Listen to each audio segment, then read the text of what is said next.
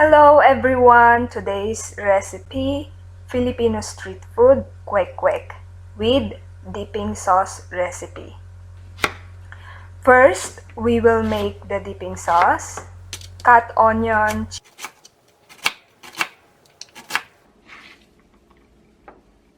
green chili pepper. If you want it more spicy, you can add red chili pepper. Cut also the garlic and put it in a jar. Add brown sugar, soy sauce, vinegar,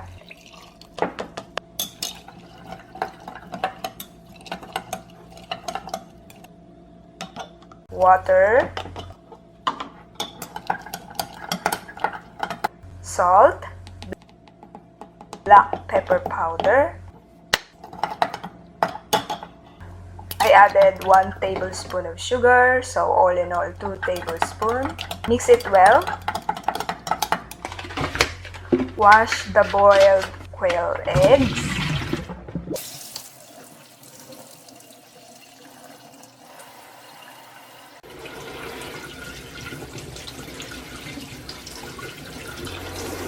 In a bowl, add the cornstarch. Dip the eggs into the bowl of cornstarch. Coat the egg well. In a clean bowl, add the flour, salt, black pepper powder. Dilute annatto powder in a half cup of warm water. Then pour it in the flour mixture. Add half cup of water plus 1 tablespoon. Mix it all together well.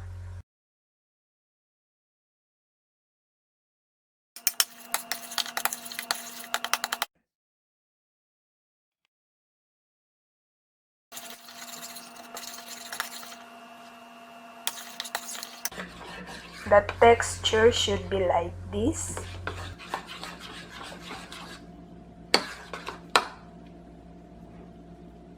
And then coat the egg one by one into mixture.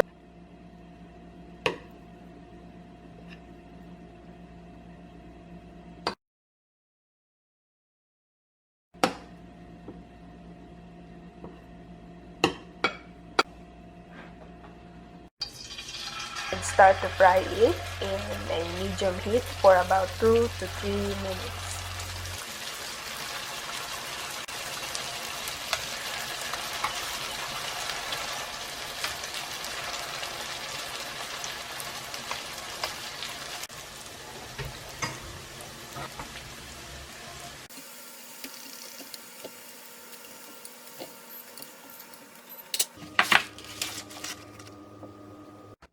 I made 34 pieces all in all.